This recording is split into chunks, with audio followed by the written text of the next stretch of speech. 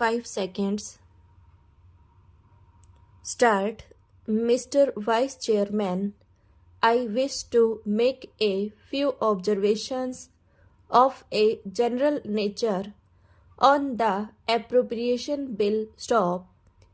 I know that this is an appropriation bill and not the finance bill, but perhaps it is permissible to make a reference to the policies which underlie this bill. Stop.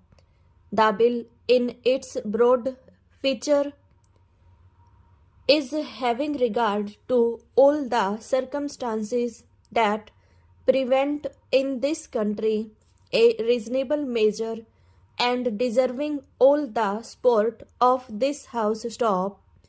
We were left behind 200 years back in the struggle for life. Stop. The Industrial Revolution bypassed us. Stop. We are now in the atomic age and we have somehow or other, if we wish to exist as a decent country in the world, to make up for lost time. Stop. We have to provide for our people a higher standard of living, and that higher standard of living we can provide only by increasing production, and increased production involves increased expenditure. Stop.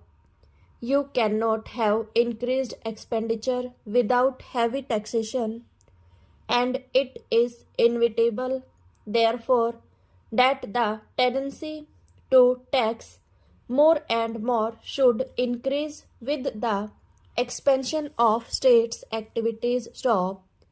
Stanza. We wish to usher in a socialist economy. Stop. Let us be clear as to what we mean by a socialist economy. Stop. We have heard a great deal about the private sector and the public sector. Stop. Well, we have got a mixed system of economy, and I suppose we have to be fair to the private sector. Stop. But there is just one thing about it that you must be clear about. Stop. In a socialist economy, the direction of investment and the control of investment must rest in the hands of the state. Stop. In a socialist economy, the public sector must dominate the private sector. Stop. All this is vital for a socialist economy. Stop. I was glad for that reason to find, as an ordinary citizen who was engaging himself in legal studies, that we have nationalized life insurance. Stop. I hope we shall maintain and continue that policy. Stop. I can see no alternative to expansion of state activity in all directions that concerns the common man. Stop. It is only in such way that we shall be able to provide employment to our hungry millions. Stop. Of course, it does not mean that every tax is a good tax. Stop. As one who rather likes to be described as a socialist, I have a little objection to indirect taxation. Stop.